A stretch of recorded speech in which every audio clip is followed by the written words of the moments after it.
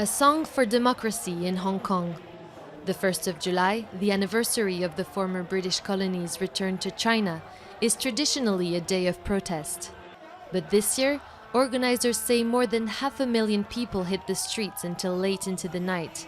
If so, the largest turnout since the handover in 1997. Earlier this month, Beijing issued a controversial white paper on the city's governance, sparking fears that Hong Kong's high degree of autonomy could be undermined. And people here are determined to fight for the civil liberties they have that aren't enjoyed in the rest of China. The large turnout proves that the government should listen to the people more and try their best to fulfill people's needs. We're under a very nasty rule by the Beijing regime.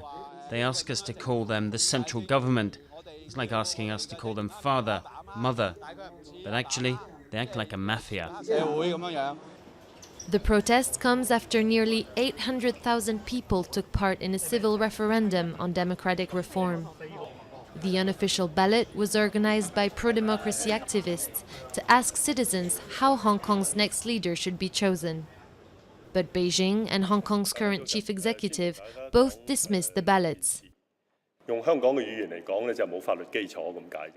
For us, it does not have any legal basis, but it will not lead to criminal charges.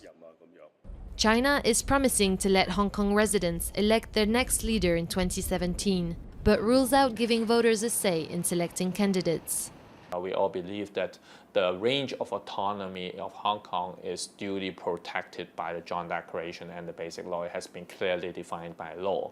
So if Beijing is saying that actually if I don't like it, I can change it, that means a kind of a major change of the rules of the game.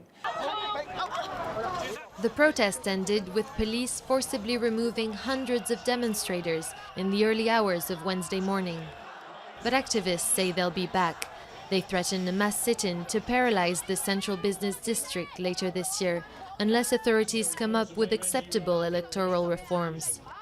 Anger here is growing, and the fight for democracy and freedoms in Hong Kong only just beginning.